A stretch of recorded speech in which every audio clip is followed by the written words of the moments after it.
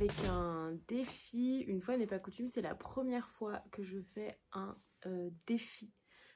J'en ai vu passer pas mal sur Instagram, mais au final, enfin voilà, les défis que je voyais me tentaient pas des masses. Et Eline du compte Instagram et livres de poche a lancé un défi de Noël que j'ai trouvé plutôt cool. Et il se trouve qu'en regardant dans ma pile à lire, il y a beaucoup de livres qui pouvaient complètement passer dans ce défi. Du coup, j'en ai profité. Donc, c'est un défi du 24 décembre que je vous dise pas de bêtises, au 20 mars, du 21 décembre, pardon, au 20 mars. Et il y a du coup 10 livres et le défi s'appelle livres au pluriel et pain d'épices. Donc c'est le hashtag livres et pain d'épices créé par Eline de mes livres de poche. Du coup, j'ai fait ma petite sélection hier soir et je voulais vous la présenter ici. Donc on commence avec un livre avec un chiffre dans le titre. Alors il y en a plusieurs. J'avais notamment un Agatha Christie et Alabama 1963 qui pouvait rentrer dans le lot, sauf que j'ai vraiment galéré à trouver un livre dont il n'y avait pas, où il n'y avait pas le E, la lettre E dans le titre en fait. Et du coup je me suis dit qu'Alabama c'était parfait en fait pour cette catégorie. Du coup j'ai choisi pour un livre avec un chiffre dans le titre, j'ai choisi le Stuart Turton, Les 7 morts d'Evelyn Hardcastle. Pardon, que j'ai commandé en librairie il y a quelques jours et que j'ai reçu. Du coup, c'est parfait. En fait, j'avais vraiment très envie de le lire. Donc, celui-ci pour le livre avec un chiffre dans le titre. Un roman de Noël. Alors, j'en ai reçu pas mal des romans de Noël. Mais mon choix s'est porté sur le dernier Sophie Jomain. Les étoiles brillent plus fort en hiver. Donc, ce sera la deuxième catégorie, le roman de Noël que j'ai choisi, édité chez Charleston. On a ensuite un roman à la couverture bleue. Pareil, j'en avais plusieurs, mais j'ai opté pour un roman reçu par les éditions Le Livre de Poche, écrit par Émilie de Turckheim, Le Prince à la petite tasse. Je vous en ai parlé, pas dans la dernière vidéo, mais dans l'autre d'avant, je crois, où je disais que j'adorais le titre et que ce petit livre me tentait plutôt bien, tiré en plus d'une histoire vraie qu'Émilie de Turckheim a vécue, il me semble. Donc voilà pour la troisième catégorie, un roman à la couverture bleue. J'espère que vous y verrez du bleu. Eline, bleu ou vert? Bon, allez, moi je dis bleu. Le plus petit livre de Tapal. Alors c'est un livre pareil que j'ai commandé en librairie il y a quelques jours, que j'ai reçu, Rien n'est noir, de Claire Berest sur Frida Kahlo et Diego Rivera. Vous êtes nombreux sur Instagram à m'avoir fait peu des éloges sur ce livre. Du coup c'était pile poil la bonne occasion pour le sortir. Donc le plus petit livre de Tapal, un roman qu'on t'a offert. Alors c'est une de mes meilleures potes qui m'a offert Sain et Sauf d'Ariane Goupil. Alors je ne connaissais ni l'auteur ni la maison d'édition, Descartes et compagnie, que je ne connais pas du tout. Et en fait c'est une amie à elle qui a écrit ce livre et elle me l'a offert. Du coup pareil, j'avais pas encore eu l'occasion de le sortir de ma pile à lire. Et ça correspondait parfaitement à l'intitulé, un livre qu'on t'a offert. Du coup, Sain et Sauf, que je vais lire dans le cadre du challenge. On a aussi un roman avec pour titre Un élément de l'hiver. J'avais pris un roman, je crois qu'il s'appelle Dans les forêts. Pour moi, la forêt, ça évoque l'automne, mais ça évoque surtout l'hiver. Mais je trouvais pas ça assez significatif et assez hiver. Du coup, j'ai choisi Noël Actually, édité chez Charleston, donc qui est un recueil de nouvelles écrit par plusieurs autrices des éditions Charleston. Donc ça, ce sera pardon, excusez-moi, un roman avec pour titre Un élément de l'hiver, un genre littéraire que tu n'as pas l'habitude de lire. Alors là, c'était un peu particulier parce que c'est pas un genre littéraire que j'ai l'habitude de lire, l'autobiographie.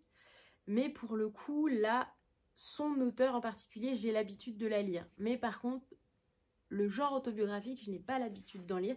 Et c'est L'année du singe de Patti Smith, édité chez Gallimard. Donc c'est le dernier le dernier recueil autobiographique de Patti Smith. Je vous en avais déjà parlé, je vous ai déjà parlé de Patti Smith et je suis littéralement fan de cet artiste. Donc pareil, je voulais vraiment choisir le bon moment en fait pour le lire. C'est vrai que Patti Smith, à chaque fois, je lis pas ça comme ça. Il faut vraiment que j'ai le bon état d'esprit pour approcher Patti Smith. Non pas que ce soit une écriture compliquée, mais c'est juste que c'est tellement envoûtant et j'aime tellement ce qu'elle fait que j'ai vraiment envie de choisir le moment parfait. Du coup, je me dis, voilà, une petite chute de neige avec un bon café, une bonne petite bougie. Je pense que ça, ce sera parfait. Et avec une bonne zik aussi en fond, important la musique. Du coup, L'année du singe de Patti Smith, le genre autobiographique donc que je n'ai pas l'habitude de lire. Un roman avec un mot anglais dans le titre. J'ai failli prendre Motel Blues et en fait j'ai jeté mon dévolu, alors encore sur un Charleston, Daisy Jones and the Six de Taylor Jenkins Reid, je pense qu'on dit ça comme ça. Pareil, que j'avais reçu des éditions Charleston mais que je n'ai jamais eu l'occasion de lire. Et l'occasion là est trop parfaite, donc ce sera Daisy Jones and the Six, Six pour le mot en anglais bien entendu. Un roman de ta maison d'édition préférée. Alors ma maison d'édition préférée, c'est sans aucun doute les éditions J.C. Lattès. Je ne suis jamais déçue des éditions J.C. Lattès. Je n'ai eu pour le moment aucune déception. Et il est sorti le 18 novembre dernier, Envers et contre Tom de Beth Thomas. Donc c'est vraiment du suspense. Et pareil, j'avais envie de le lire, mais... pour l'instant, j'avais pas trouvé encore l'occasion de le sortir. Encore une fois, merci Eline, tu me donnes l'occasion de sortir des livres que peut-être j'aurais sortis dans quelques mois, quelques semaines. Et là, donc celui-ci, je l'ai sorti de ma pile à lire. Et un roman où il n'y a pas la lettre E dans le titre. Ça a été super difficile. Et Alabama 1963, trop parfait pour cette catégorie, de Ludovic Manchette et Christian Niemiec, édité chez au Cherche Midi. Voilà pour le challenge donc du 21 décembre au 20 mars. Vous pouvez retrouver le détail de son challenge de Noël sur son compte Instagram Mes Livres de Poche. Je vous le mettrai aussi en info sous la vidéo si ça vous intéresse. Qu'est-ce que je voulais vous dire d'autre? J'ai reçu, je l'ai commandé sur Vinted. En fait, comme je le disais dans la précédente vidéo, je n'ai jamais lu de Lucinda Riley et je n'avais pas envie de commencer la saga des 7 sœurs que vous m'avez tous et toutes recommandé très chaudement. Malheureusement, j'ai pas le temps de me lancer dans une saga. Alors, j'aurai le temps de lire le premier tome, mais j'ai peur de... voilà, d'avoir envie de lire le reste et de pas sortir de cette saga et de pas lire autre chose. Du coup, j'avais demandé aux éditions Charleston de m'envoyer le dernier roman, La chambre aux papillons de Lucinda Riley. Ils m'ont gentiment envoyé. Et en fait, en scrollant bêtement sur Vinted, je suis tombée sur le premier tome de la saga des 7 sœurs de Lucinda Riley. Bon voilà, en fait j'ai complètement craqué. Ceci dit, je vais faire de la résistance, je vais le laisser dans ma pile à lire et je vais attendre un petit peu. Je ne suis pas à l'abri de craquer une seconde fois et de franchir la seconde étape, à savoir de l'ouvrir et de le lire. Mais pour le moment j'attends, voilà. Je sais que je l'ai, je peux le commencer à n'importe quel moment. Mais je suis bien contente de l'avoir trouvé. Là c'est marqué qu'il y a 5 tomes, mais j'imagine que 7 sœurs, il doit y avoir 7 tomes, depuis il y en a eu 2, enfin bon, bref. En tout cas, qu'a dit Paris Match? Des histoires addictives pleines de bruit et de fureur où l'amour sous toutes ses formes demeure le Graal absolu. Et en fait, j'ai fait un sondage sur Instagram d'ailleurs, où je publiais la photo de ce livre et où je demandais qui l'avait déjà lu et qui ne l'avait pas encore lu. Et j'étais super surprise parce que pour moi, la majorité... vous l'aviez déjà lu en fait, puisque tout le monde en parle tellement et ça a l'air d'être tellement incroyable cette saga. Et au final, il y a plus de personnes qui n'ont pas lu cette saga. Donc je vous en dirai des nouvelles.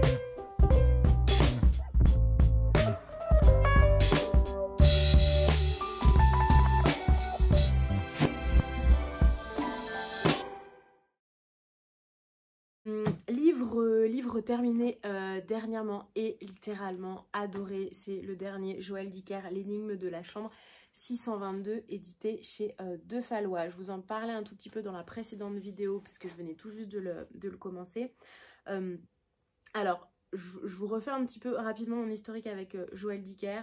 On m'avait conseillé La vérité sur l'affaire Harry Kéber, que j'ai dévoré, que j'ai littéralement adoré, sauf que je me suis rendu compte qu'a priori j'avais commencé par le meilleur Joël Dicker et j'avais un petit peu peur de lire les autres. Quand ce roman est sorti, je me suis jetée dessus et je l'ai laissé dans ma pile à lire. Entre temps, il y a des critiques qui sont sorties que j'ai lues et elles étaient majoritairement pas tip top. Et comme quoi, en fait, la critique, c'est super cool, mais des fois, il vaut mieux se fier à sa propre intuition, à son propre instinct, et un livre va être mauvais pour quelqu'un, et être littéralement un coup de cœur pour un autre lecteur. Et c'est ce qui s'est passé pour moi. J'ai même préféré celui-ci à La vérité sur l'affaire Harry Kéber. Pour quelle raison ? Je vous refais rapido le topo sans trop vous en dire, parce que les policiers, c'est toujours un peu délicat de se lancer dans un topo. Voilà, sans trop en dévoiler. En gros, il y a deux histoires en fait en parallèle.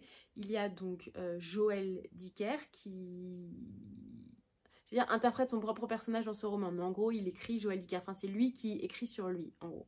Et il est écrivain, c'est Joël Dicker dans le roman.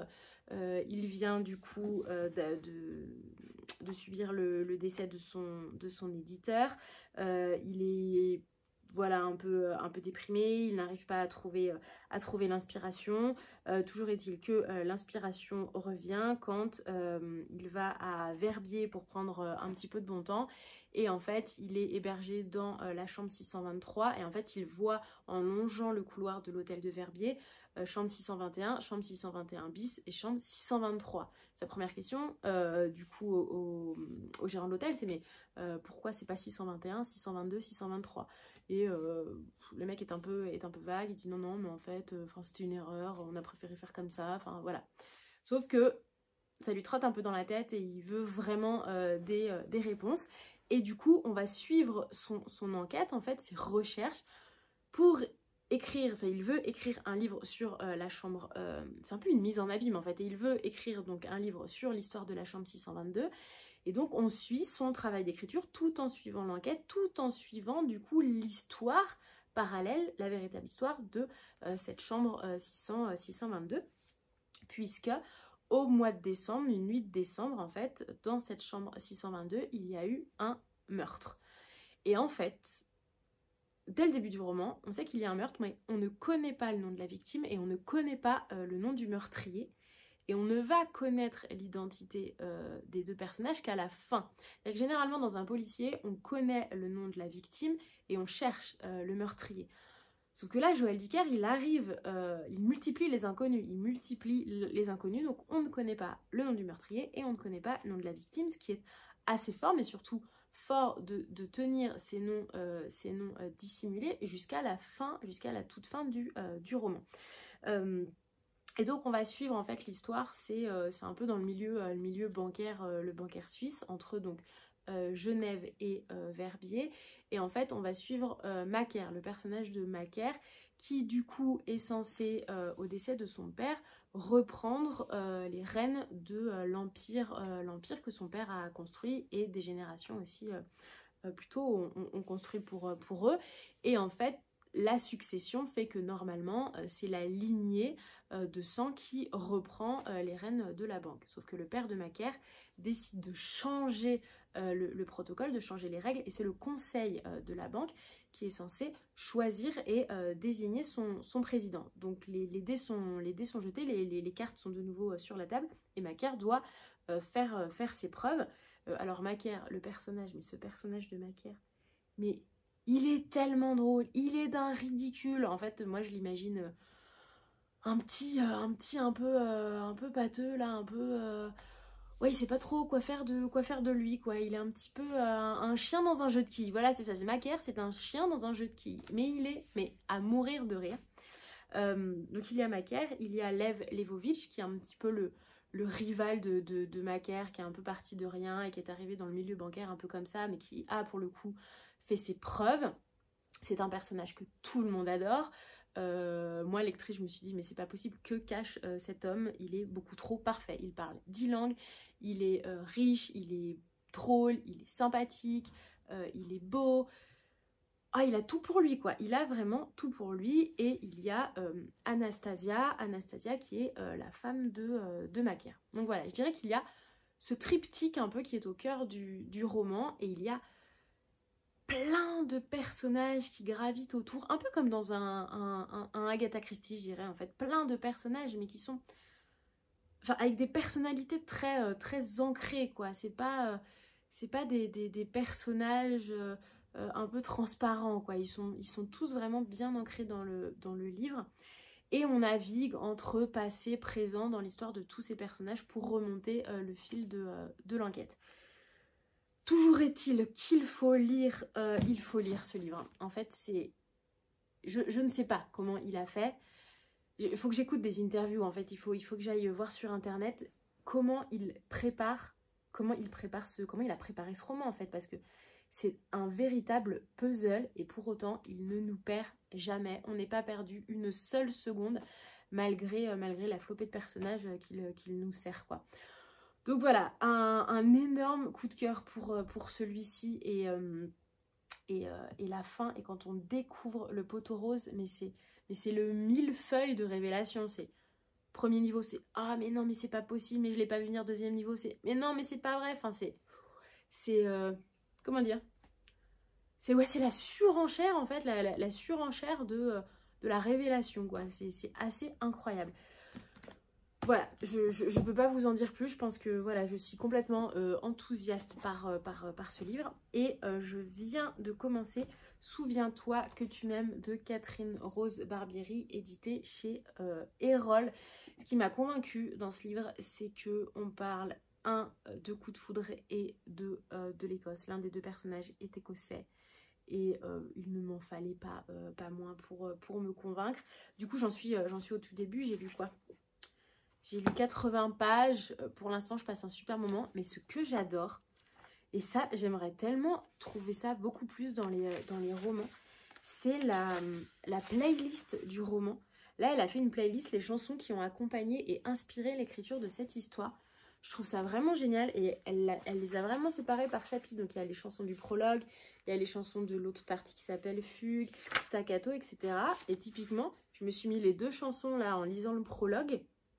Et on est beaucoup plus... Enfin, je me suis retrouvée beaucoup plus transportée que si j'avais pas eu la playlist. Et ça, vraiment, j'adore. J'adore vraiment retrouver des playlists comme ça d'écriture.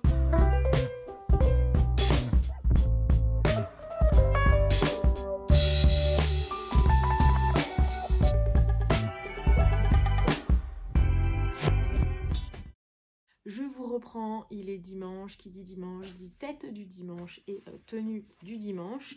Mais surtout pour moi, c'est un peu la journée idéale pour vous tourner deux, trois vidéos. Parce que c'est vrai que la semaine, j'ai pas forcément le temps.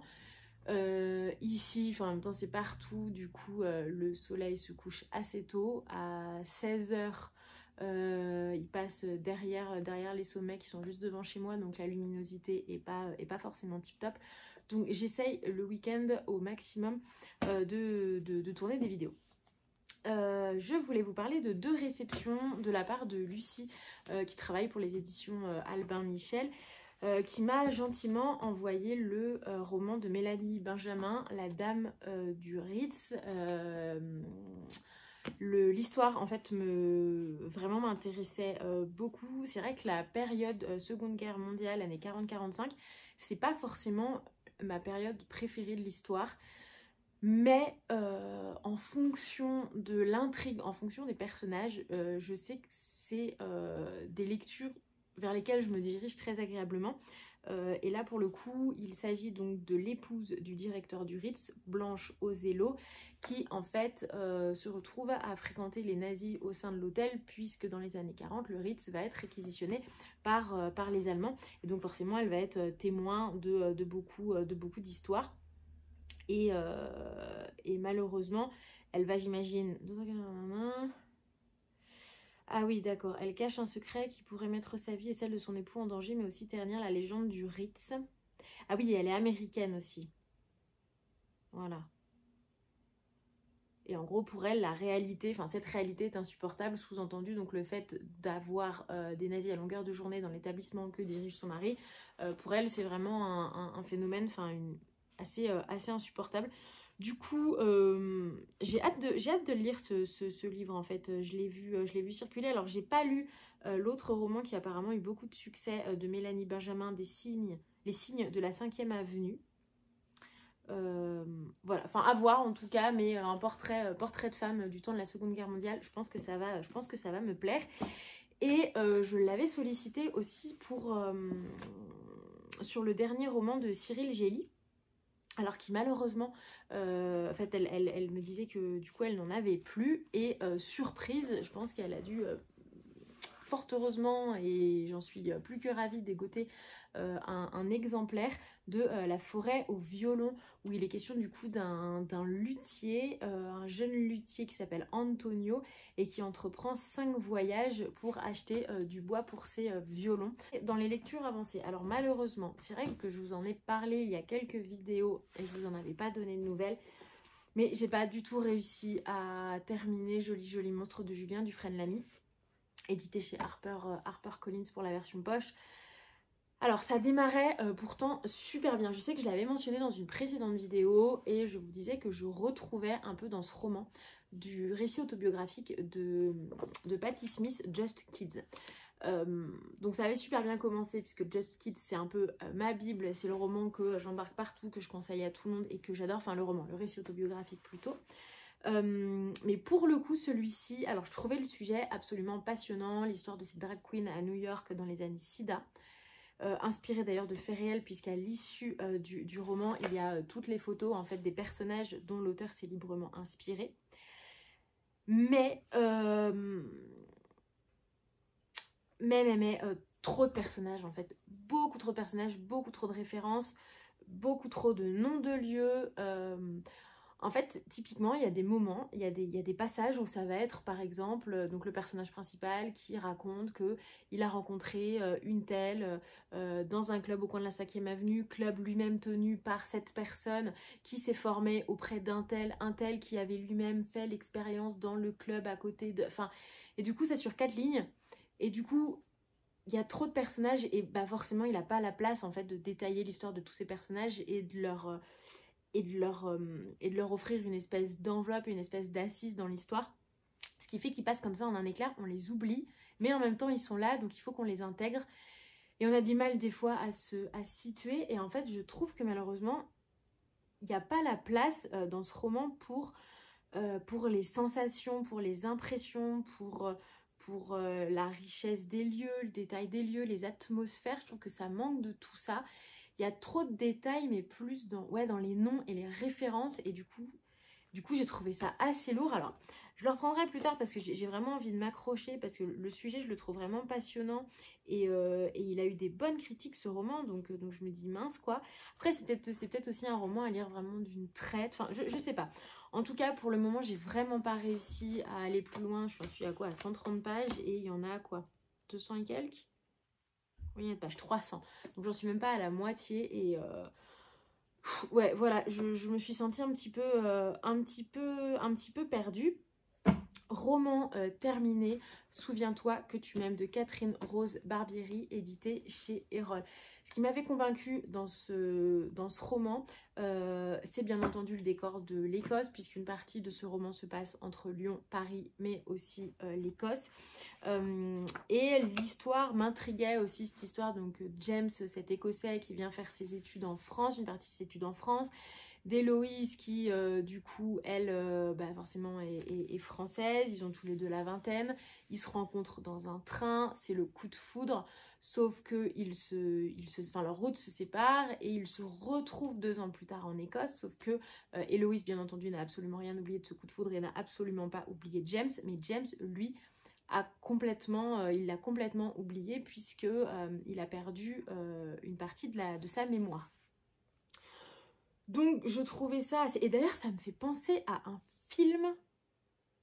film avec Rachel McAdams et j'ai perdu le nom de famille, où en gros elle a un accident, elle perd complètement la mémoire, elle oublie son mari, elle oublie leur histoire d'amour et lui fait tout pour lui rappeler que qu'il existe, lui rappeler leur histoire, etc. C'est un peu genre là, il faudrait que je retrouve le nom de ce film. Si vous l'avez, dites-le moi en commentaire parce que là comme ça, je ne l'ai pas, Rachel McAdams, et je ne sais plus. Bref.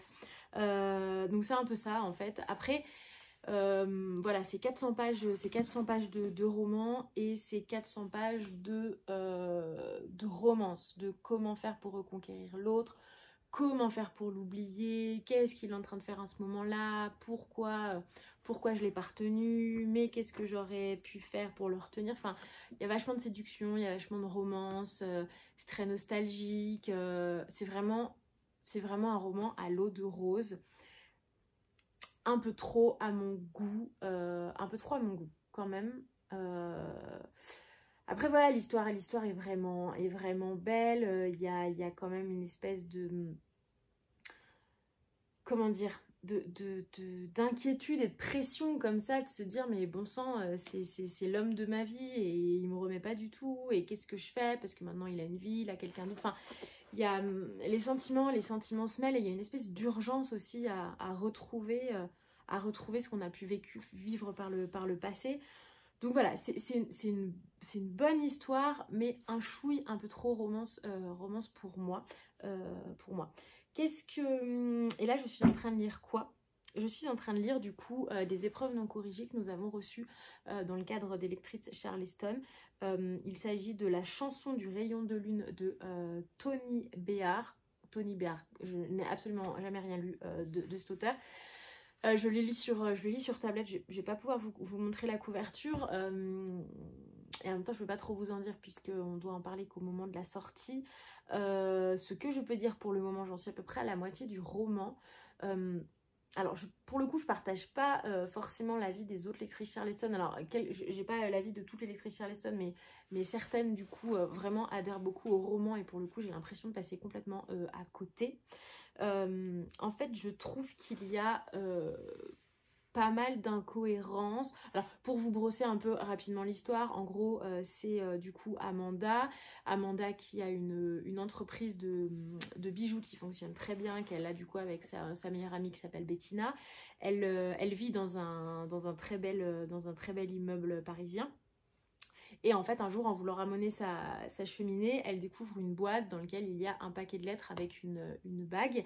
Et en fait, les lettres, c'est une correspondance entre Joséphine et Antoine qui ont vécu au 19e siècle. Elle, c'était une grisette, donc une petite main chez une modiste, du coup, qui avait son atelier au bas de l'immeuble. Et Antoine, du coup, c'était un jeune avocat dont les bureaux situaient dans l'appartement d'Amanda. Et donc ces deux personnages, Antoine et Joséphine, ont entretenu une correspondance amoureuse et une histoire d'amour au cours du 19e siècle. Après, forcément, l'histoire fait que...